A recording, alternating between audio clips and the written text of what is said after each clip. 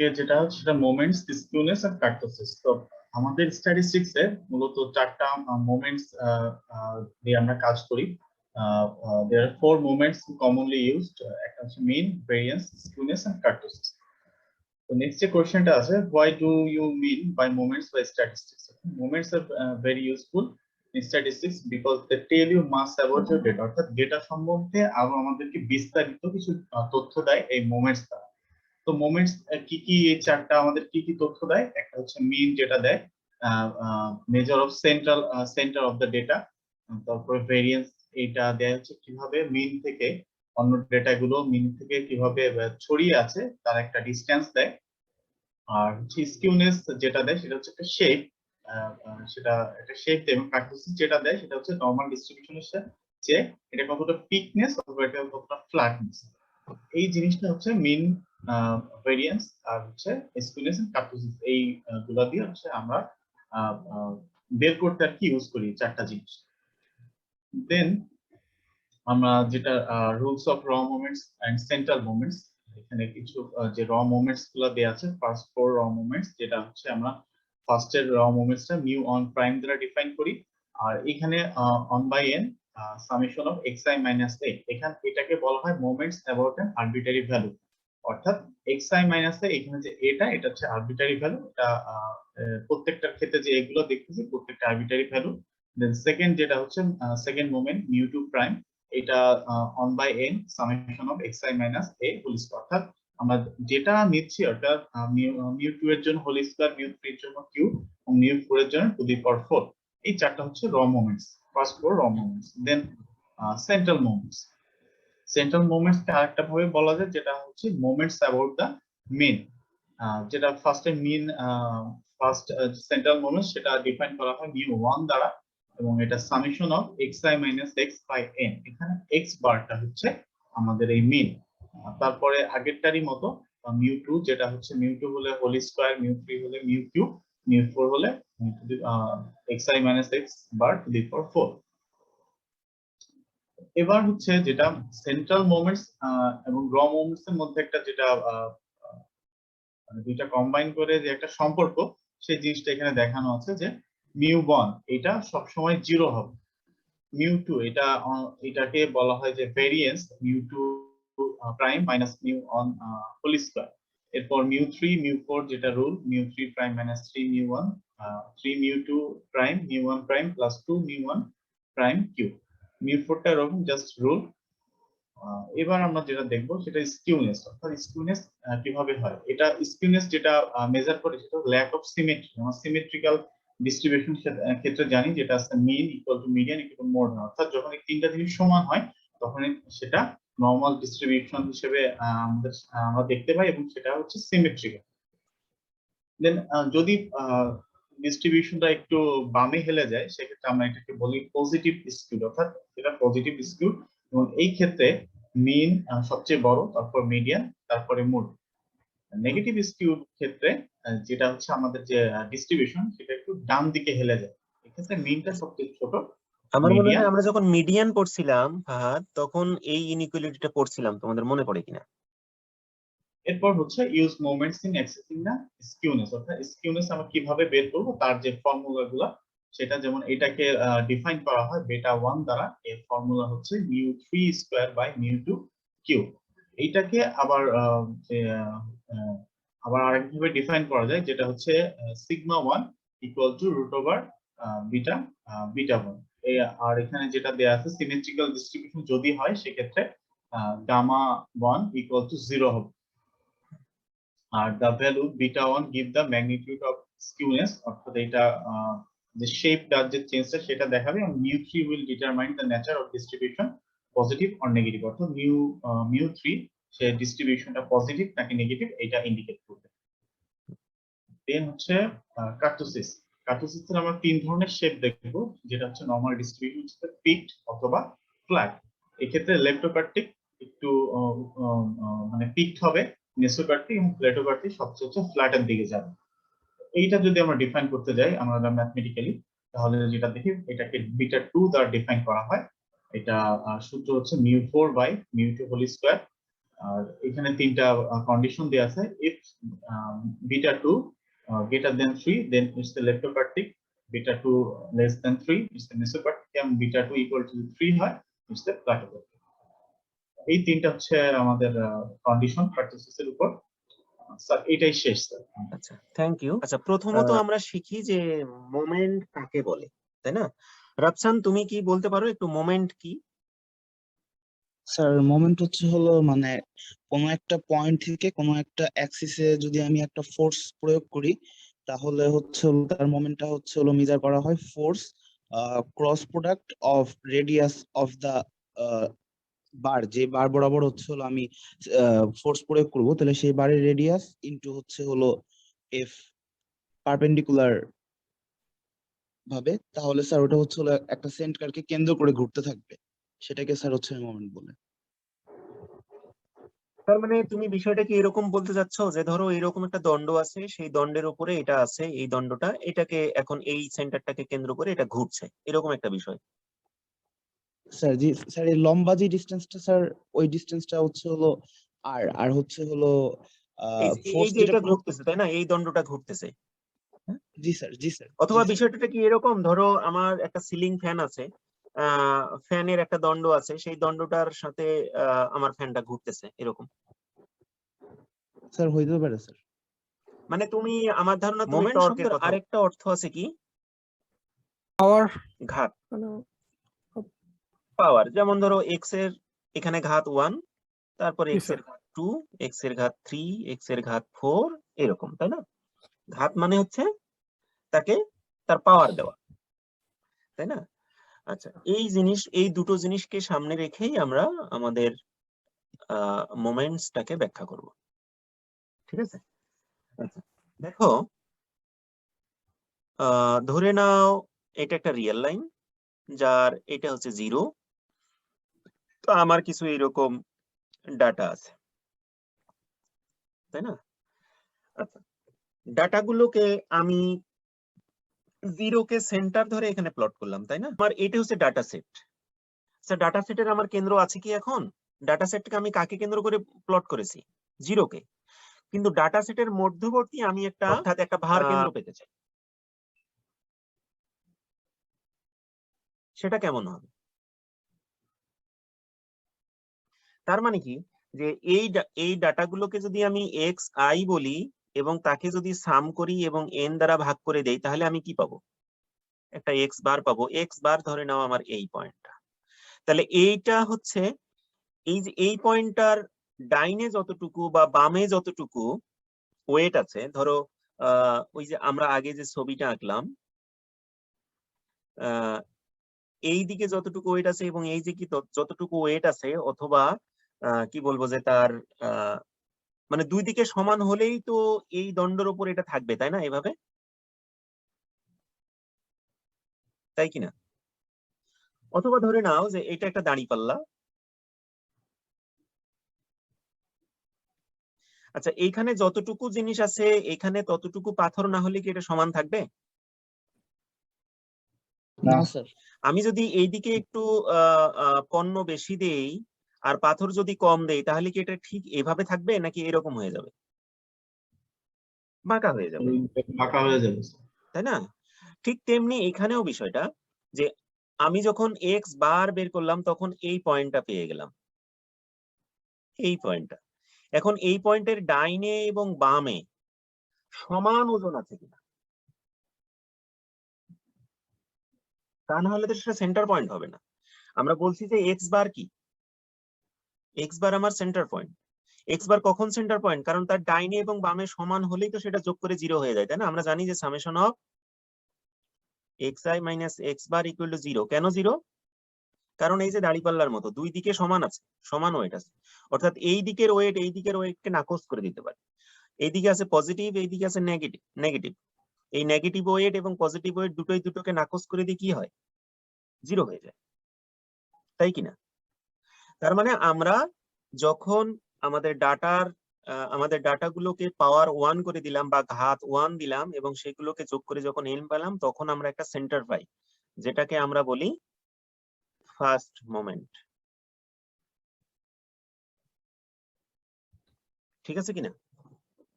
বুঝতে পেরেছো? জি স্যার। আচ্ছা, তাহলে এটা কি পদার্থবিজ্ঞান থেকে আলাদা কিছু রাফসান? না স্যার, একই কনসেপ্ট। একই কনসেপ্ট। আচ্ছা, তাহলে আমরা একটা সেন্টার পেয়ে গেলাম। এখন আমরা যাব যে আমরা যদি ঘাত বাড়িয়ে দেই তাহলে কি হবে। এইখানে আমার প্রথম জিরোকে কেন্দ্র করে আমরা ডাটাগুলোকে প্লট করলাম। আচ্ছা, প্লট করার পরে এবারে আমরা কি করব, আমার তো সেন্টার আছে, তাহলে এখন এই সেন্টারটাকে আমি ভুলে গেলাম, এটাকে আমি ভুলে গেলাম। এখন আমার সেন্টার কোথায়? এইটা, আমি একটু রেড দেই, এইটা আমার এখন সেন্টার। তাহলে এখন নতুন সেন্টারের সাপেক্ষে ভ্যালুগুলো আমার পরিবর্তন হয়ে গেল কিনা? তার মানে যেটা x ছিল, x1 ছিল, সেটা এখন x1 মাইনাস x বার হয়ে গেছে, যেটা xn ছিল সেটা xn মাইনাস x বার হয়ে গেছে, তাই না? তাই কিনা? 1 মাইনাস দেখো দেখো তুমি এই যে ডাটাগুলোকে প্লট করছো কিসের সাপেক্ষে? x এর এই জিরো কে সেন্টার ধরে রিয়েল লাইনে। জি স্যার। আচ্ছা, জি স্যার। এখন তুমি সেন্টারকে পরিবর্তন করে ফেলে কোথায় নিয়ে আসলা? স্যার মাঝখানে চলে গেছে। মাঝখানে। আচ্ছা, তাহলে এখন এই পয়েন্টগুলো কি? এই পয়েন্টগুলো কি আগের মতোই থাকবে নতুন সেন্টারের সাপেক্ষে নাকি পরিবর্তন হবে? স্যার পরিবর্তন হবে স্যার। নতুন সেন্টারের সাপেক্ষে এই পয়েন্টটা ধরো x1, তাহলে এই পয়েন্টটা এখন হবে এতটুকু। এইটা ধরো জি স্যার, xn, তাহলে এখন এটা কতটুকু হবে? xn মাইনাস x বার। জি স্যার, বুঝতে পারছি। তাই কিনা? কারণ ভ্যালুগুলো পরিবর্তন হয়ে যাবে, এখন আমরা নতুন সেন্টার করেছি, অর্থাৎ তার অরিজিনকে চেঞ্জ করে ফেলেছি। বুঝতে পারছো কিনা? অরিজিন চেঞ্জের কি আর কোনো অরিজিন শিফটিং যেটা হচ্ছে। হ্যাঁ, অরিজিন চেঞ্জের কি আরো মানে স্পষ্ট কোনো এক্সাম্পল দিতে হবে? এইটা হলো ক্যাফে, একাডেমিক। হ্যাঁ, সত্যন বোস ভবন। আচ্ছা, তাহলে সত্যন বোস ভবন থেকে ক্যাফের দূরত্ব এইটা, তাই না? ঠিক তুমি যখন ক্যাফেতে বসেছিলা, এখন তোমাকে আমি বললাম যে না, তোমার ক্যাফেতে বসে থাকার দরকার নাই, তুমি এখন হচ্ছে কোথায় যাবে? তুমি এখন তপনে যাবে। ধরো তপনের দোকান এখানে, কোথায়? এখানে, এটা হচ্ছে তপনের দোকান। আচ্ছা, তো এখন যদি তপনের দোকান থেকে তুমি আবার সত্যন বোস ভবনের ডিস্টেন্স বের করো, তাহলে কি এই ডিস্টেন্সটাই থাকবে নাকি এখন তোমাকে এইটা পরিমাপ করতে হবে? স্যার নতুনটা পরিমাপ করতে হবে। নতুনটা করতে হবে। আচ্ছা, তুমি যদি মধ্যবর্তী কোনো জায়গায় থাকো, ধরো তুমি এখানে আসো, তাহলে এখান থেকে ডিস্টেন্সটা কেমন হবে? আগে যা ছিল, তাহলে এটা ছিল 0 আর এটা ছিল ধরো 10, তাহলে তোমার ডিস্টেন্স ছিল 10 মাইনাস 0 ইকুয়াল টু 10। তুমি এখন এখানে অবস্থান করছো ধরো 3 এ, তাহলে ডিস্টেন্স, তাহলে এই ভ্যালুটা কতটুকু হবে? 10 মাইনাস 3 ইকুয়াল টু 7, তাই না? তুমি 7 একক দূরে আছে। তার মানে তুমি যখন অরিজিন চেঞ্জ করছো, অথবা তুমি যখন এটাকে এটার সাপেক্ষে বলতে যাচ্ছ, তখন কি হবে? তখন সেটা বিয়োগ করে দিতে হবে ওই ভ্যালুটা, তাই না? বুঝতে পারছো কিনা? জি স্যার। জি স্যার। তো পরিসংখ্যানে কিন্তু আমাদের এই যে অরিজিন সেন্স এবং স্কেল সেন্স, এটা খুব একটা গুরুত্বপূর্ণ বিষয়, খুবই গুরুত্বপূর্ণ বিষয় আমাদের স্কেল এবং অরিজিন সেন্স। যেমন ধরো স্কেল সেন্স বুঝো কি তোমরা? তো তুমি যখন সেন্টিমিটারকে তুমি যখন মিটারে নিয়ে যেতে চাচ্ছ, তখন তুমি কি করছো? কোনো একটা ভ্যালু দ্বারা গুণ অথবা ভাগ করে দিচ্ছ, তাই কিনা? জি স্যার। তুমি যখন কিলোমিটারকে মিটার করছো, তখন কি করছো? 1 কিলোমিটার 1 কিলোমিটার, 1 ইন্টু 1000, তখন এটা মিটার হয়ে গেল। তার মানে 1000 দ্বারা তুমি আর এখানে গুণ করে দিলে। শ্রিঙ্কিং আর আবার হচ্ছে এক্সপানশন ব্যাপারটা থাকে। বলো। চাপানো আর হচ্ছে মানে বৃদ্ধি করানো হচ্ছে, এক্সপানশন হ্যাঁ আর হ্যাঁ, হচ্ছে রাইট, মানে শ্রিঙ্কিং। এটা হচ্ছে ওই যে জুম ইন জুম আউট করার মতো একটা। জি স্যার। এটা পুরোটাই হচ্ছে আমাদের যে টেলিভিশনে বা আমরা ফোনে যে জুম ইন জুম আউট করি, এটা হচ্ছে একেবারে স্কেল সেন্স। হ্যাঁ, আর অরিজিন সেন্স হচ্ছে তার ঠিক তার মূল বিন্দুটাকে পরিবর্তন করে ফেলা। আমরা এটা ডাটা অ্যানালাইসিস করতে খুবই করি। যেমন তোমাদের স্কেল সেন্সের বিষয়টা তোমাদের ম্যাথমেটিক্সে যে লগ ফাংশনটা বা এক্সপোনেনশিয়াল ফাংশনটা, এই ফাংশনটার সবচেয়ে বেশি কাজ হচ্ছে স্কেল পরিবর্তনের ক্ষেত্রে, তাই না? আচ্ছা, আমি আবার একটু লিখি। তাহলে আমরা কি বলছিলাম, যে এটা আমাদের জিরো বিন্দু ছিল, আর এইভাবে আমরা পয়েন্ট গুলো লিখছিলাম। এখন আমরা আমাদের অরিজিনটাকে শিফট করে ফেললাম, যখন এটা অরিজিন, এখন অরিজিন বা এক্স বার। তাহলে এই ভ্যালু গুলো এখন x1 মাইনাস এক্স বার হয়ে যাবে, এক্স বার এটা থেকে। আচ্ছা, এখন দেখো তো, তাহলে আমাদের যে নতুন ডাটাটা আসলো সেই ডাটাটার যদি আমি মিন বের করি তাহলে কত হবে এই ডাটাটার? স্যার তাহলে sir x1 minus summation of x1 minus xi divided by n। তাহলে এটা তো অবশ্যই 0, 0 ভাগ 0 ইকুয়াল টু 0। তার মানে এইটাকে বলি আমরা, যেহেতু আমাদের ডাটা থেকে মিনের ইফেক্টকে আমরা বিয়োগ করে বাদ দিয়ে দিচ্ছি, সেন্টার্ড করে ফেলছি, আমাদের ডাটার সেন্টারের বাইরে নাই। আগে যখন এই যে শুধু লাল ডাটাটা দেখো, শুধু লাল ডাটাটার সেন্টার কোথায়? বাইরে, 0। কিন্তু এখন যে ডাটাটা নিয়ে আমরা কাজ করছি সেখানে কি আর 0 কে সেন্টার ধরছি আমরা? তার মানে বাইরের যে সেন্টার ছিল, বাইরের যে প্রভাব ছিল, সেই প্রভাব থেকে আমার ডাটাকে আমি মুক্ত করে দিয়েছি। এটা কি বলছে দেখো, xi মাইনাস এক্স বারের অর্থ কি?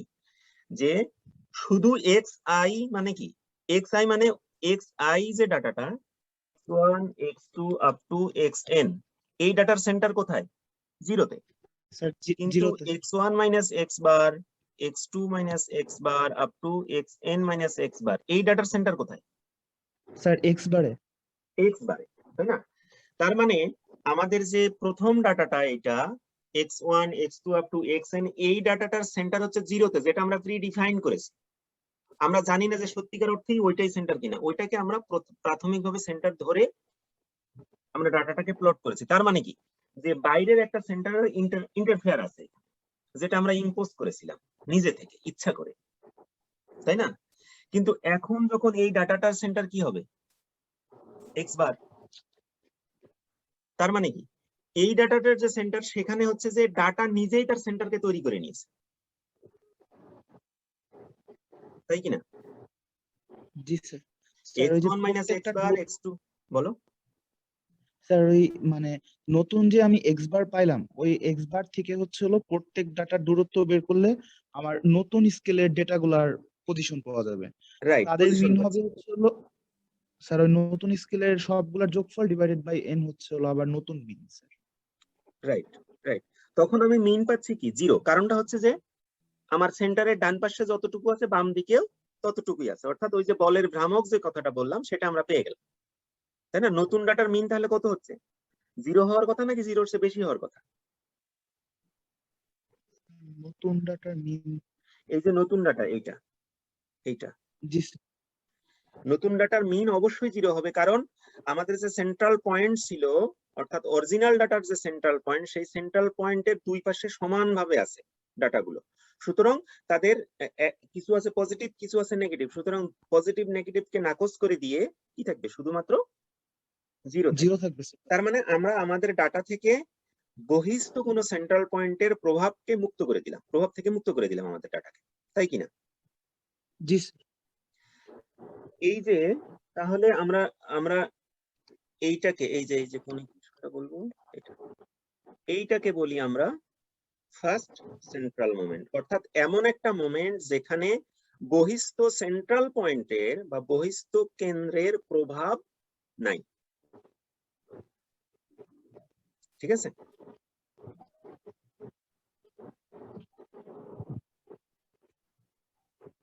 স্যার ওইখানে 0-র জায়গায় স্যার n হবে না স্যার? কোনটা? ও এন, রাইট রাইট রাইট।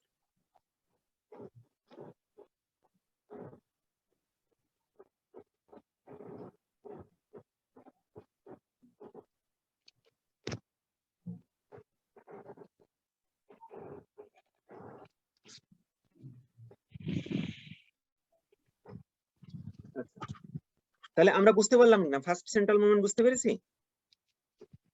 জি স্যার। আচ্ছা, তাহলে ফার্স্ট সেন্ট্রাল মোমেন্ট হচ্ছে যে সব সময়ই 0 হচ্ছে। কেন হচ্ছে? কারণটা হচ্ছে যে ফার্স্ট সেন্ট্রাল মোমেন্টের দুই পাশে কি আছে? একদম সমান করা আছে, তাই না? তার মানে এটা হচ্ছে বলের ভ্রামকটা আমরা পেয়ে গেলাম। এখন আমরা একটু দেখি যে এই যে x1 মাইনাস এক্স বার, এটাকে যদি স্কোয়ার করে দেই তাহলে কি হয়?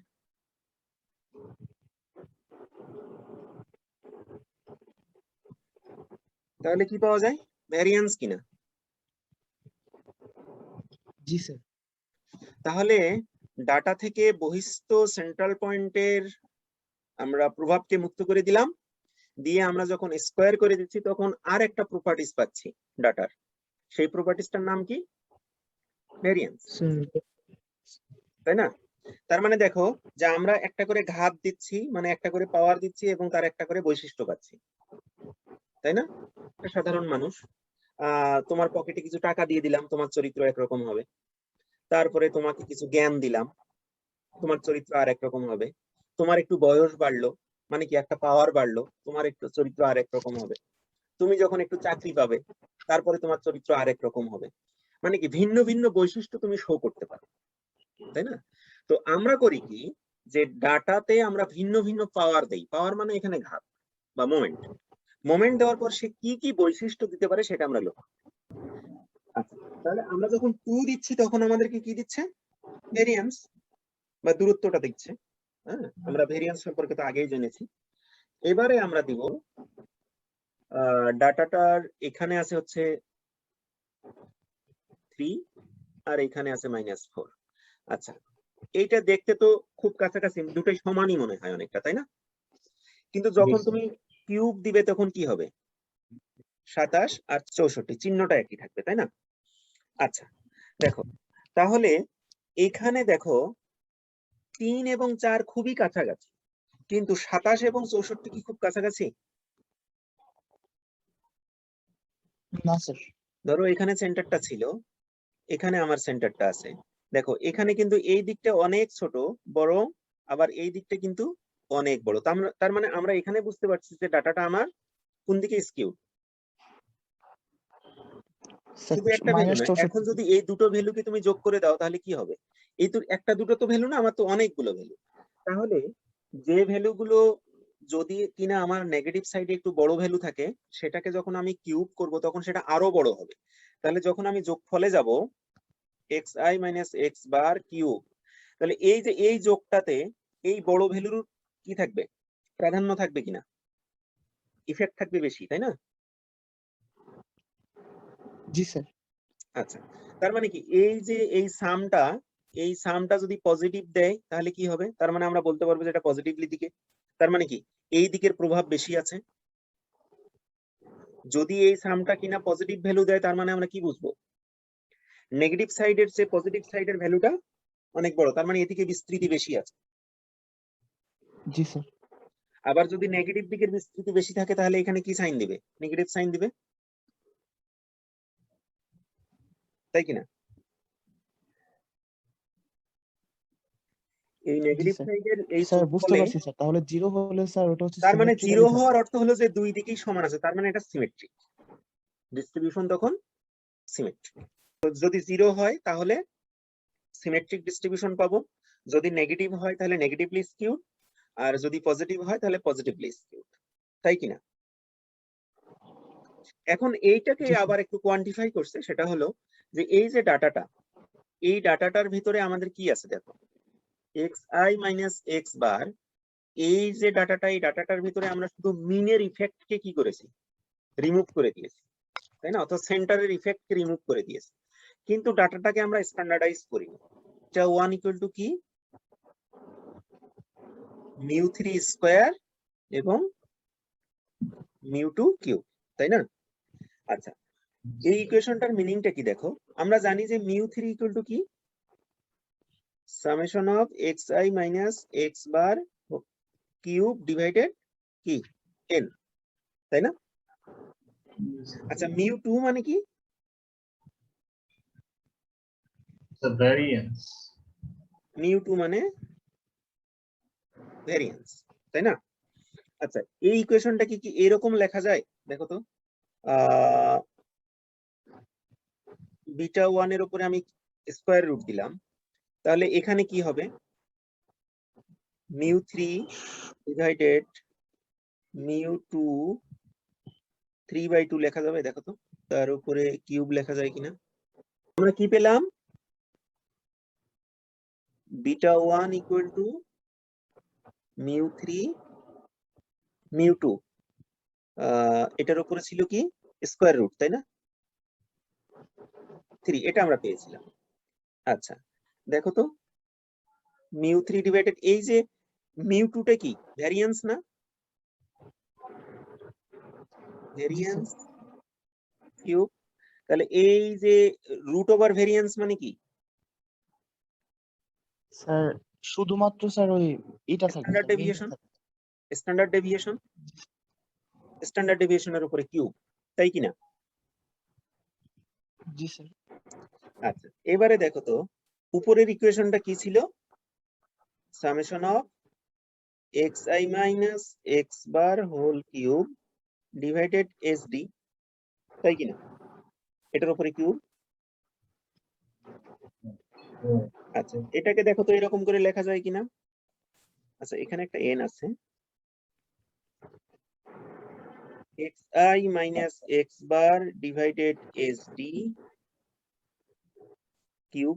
দেখো তো কোন ডাটা থেকে যদি আমরা মিন কে বিয়োগ করে দেই এবং স্ট্যান্ডার্ড ডেভিয়েশন দ্বারা ভাগ করে দেই তাহলে সেটা স্ট্যান্ডার্ডাইজ হয়ে যায়, অর্থাৎ যা তার মিন 0 এবং ভেরিয়েন্স 1 হয়ে যায়। তার মানে হচ্ছে যে এই ইকুয়েশন স্ট্যান্ডার্ডাইজড ভেরিয়েবলের মোমেন্ট বের করেছে। অর্থাৎ আমাদের যে আগের ইকুয়েশনটা ছিল সেই ইকুয়েশন এবং এই ইকুয়েশনটা একই, জাস্ট আগেরটা ছিল শুধুমাত্র নন স্ট্যান্ডার্ডাইজড ভেরিয়েবলের জন্য এবং পরেরটা আমরা স্ট্যান্ডার্ডাইজড ভেরিয়েবলের জন্য তার স্কিউনেসটা বের করে ফেললাম। তাহলে এখন এইটার ভ্যালুটা কোথায় থাকবে?